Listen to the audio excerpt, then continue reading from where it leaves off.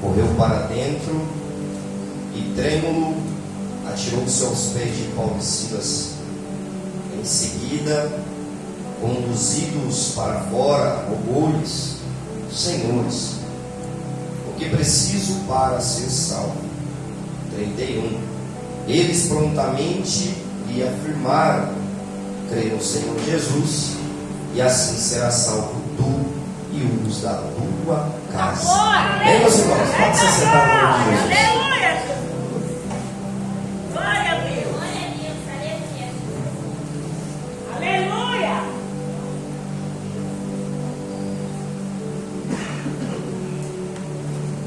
Queridos irmãos, o eleitor da noite falou: pastor, eu estou no serviço e não consigo ir não.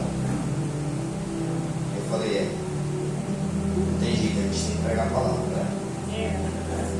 Então eu peço para vocês que têm um chamado, se preparem, porque vai chegar um dia que vocês não vão ter mais como dizer não posso, não vou, não dá. Então aproveitem o tempo de preparação que vocês têm. Aproveitem, porque pode chegar um dia que Deus vai colocar você como pastor, o pregador não vai, e você vai ter que pregar a palavra. Amém? Irmãos, Deus ele ministrou essa palavra no meu coração para que eu viesse a pregar no dia de hoje. É um culto voltado à família, e essa é uma palavra bem conhecida. Todos nós já conhecemos essa palavra.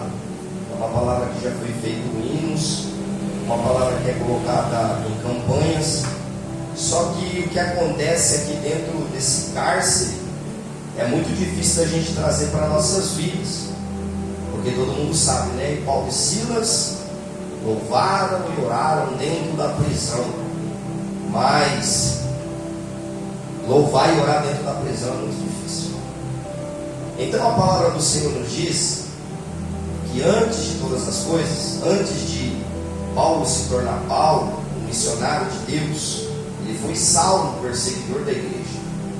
E Saulo, quando ele era o perseguidor da igreja, após o dia de Pentecoste, após a descida do Espírito Santo, a Bíblia diz que Pedro prega e almas se convertem. Então agora tem uma igreja dentro de Jerusalém.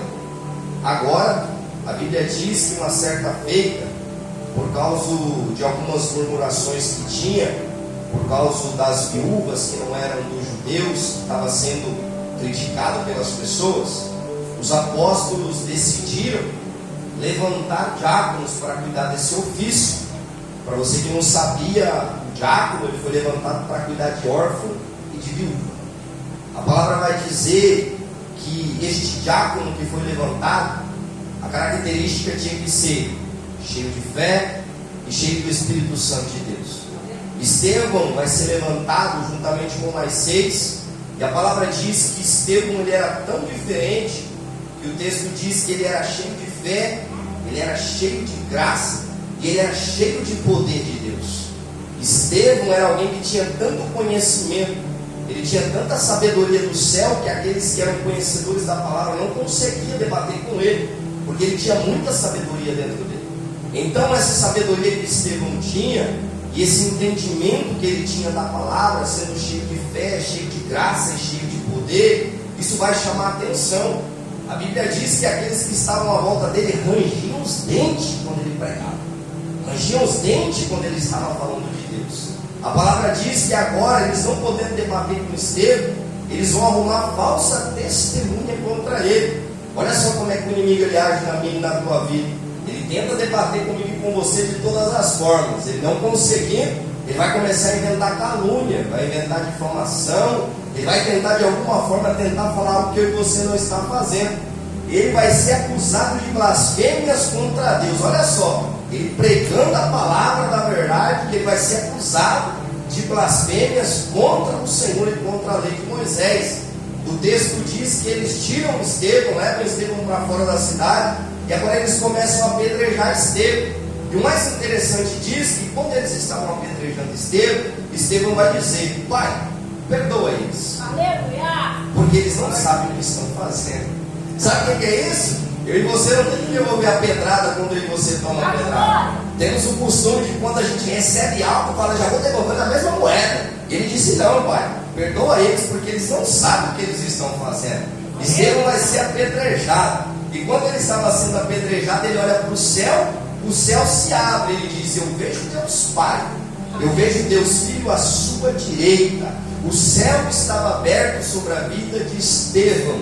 Quer um sinal que o céu está aberto sobre a sua vida? Comece a analisar se você está sofrendo pedrada, se você está sofrendo perseguição, se você está sofrendo calúnia.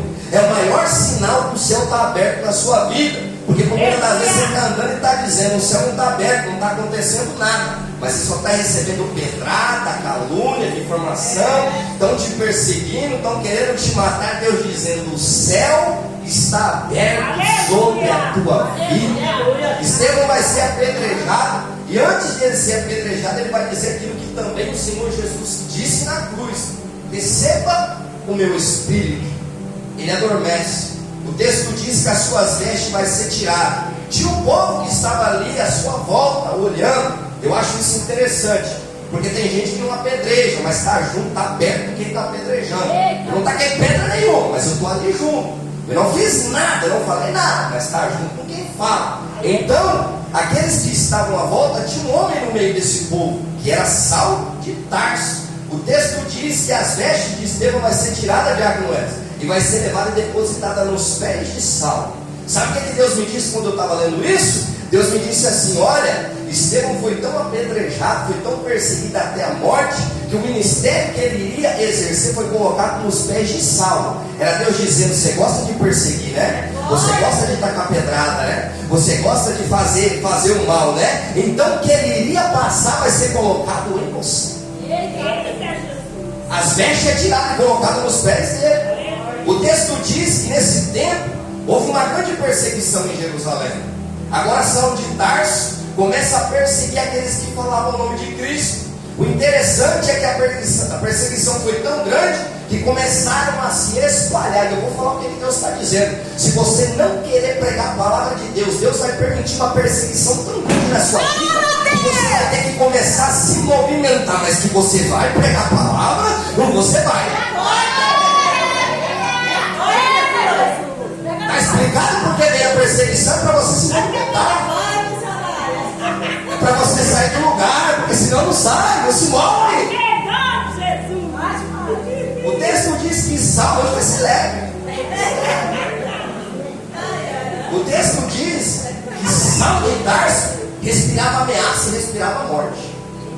Mas ele seguia a doutrina que ele tinha aprendido aos pés de Gamaliel. Era um homem instruído na palavra, conhecia a Torá, conhecia a lei, conhecia a palavra de Deus. Então aquilo que ele fazia, ele achava que ele estava cumprindo a vontade de Deus. O texto diz que ele vendo isso, ele vai saber que em Damasco está tendo um alvoroço falando de Jesus. Agora ele vai aos maiores para pegar cartas, para poder ir para Damasco, para poder prender os cristãos, para poder afligir, para poder matar, para poder prender. E o interessante é que agora cartas vão ser colocadas na mão de Saulo, e Saulo agora sai em destino a Damasco. O interessante disso tudo, irmão, que ele era um perseguidor, mas ele precisava de uma autorização maior do que ele, para poder perseguir o povo de Deus. Repare que tem gente que mata, mas tem gente que manda matar. Saulo agora está indo para Damasco com as cartas na mão. E quando ele está indo, eu imagino, Saulo nem sabia. As cartas que ele estava levando era carta para a morte. Mas o Senhor Jesus estava olhando no céu e dizendo: não, Saulo, eu não quero que você leve cartas para a morte em sua mão. Não, eu vou fazer você escrever cartas que vão gerar vida. Saulo de Tarso está indo para Damasco. Quem sabe dizendo: vou matar, quando eu chegar lá vou destruir, porque eu tenho autorização. Eu sou o bambambam, quando eu chegar lá ninguém pode me impedir. Está aqui na minha mão a autorização. Vou meter o pé na porta, vou entrar para dentro da casa, vou fazer acontecer. Mas aí no meio do caminho, igual ele sabia que Jesus de Nazaré havia marcado um encontro com ele. Imagina ele indo de nariz em pé, mas quando chega na metade do caminho, um resplendor de luz acontece.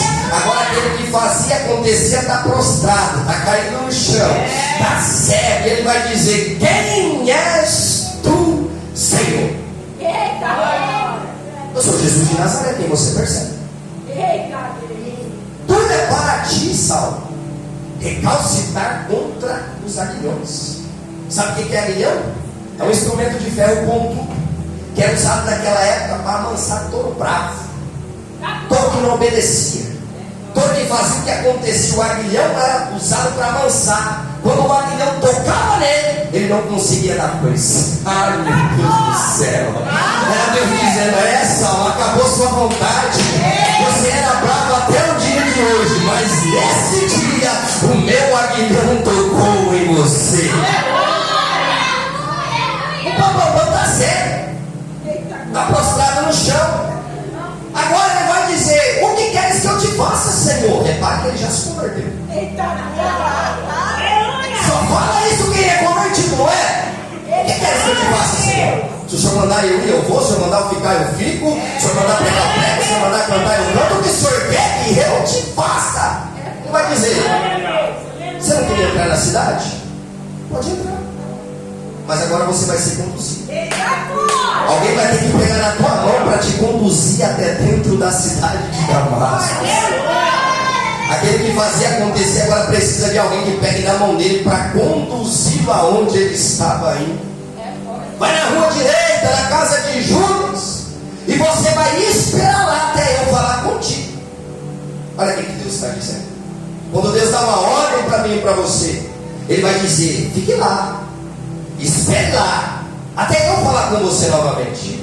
A Bíblia diz que ele jejuou. Olha só, o varão se converteu, está orando e está jejuando. 3 dias orando e jejuando. Deus dá uma visão para o profeta. Alguém entrar lá, colocar a mão sobre os olhos dele, e a sua visão seria retomada. Olha Deus dizendo: Deus sempre confirma para mim e para você aquilo que Ele vai fazer. Cuidado com as profecias que você recebe. Deus sempre ministra antes na minha e na tua vida aquilo que Ele vai falar para mim e para você. Agora Ele vai visitar um profeta, Jesus, chamado Ananias. E Ele vai dizer: Ananias, eu tenho uma missão para você. Você vai lá na rua direita, na casa de Judas. Tem um homem que está lá dentro, ele se chama Saulo de Tarso. Você vai lá, você vai orar por ele, e aí a visão dele vai ser recuperada. Aí vem Ananias: mas Senhor, espera só um pouco. Esse homem aí é um perseguidor lá de Jerusalém. Nós temos ouvido tanta coisa sobre ele, Senhor. Aquilo que ele faz, aquilo que ele assola o teu povo. Quer dizer, o Senhor tem certeza que é ele? O Senhor tem certeza que é ele que eu tenho que ir lá pôr as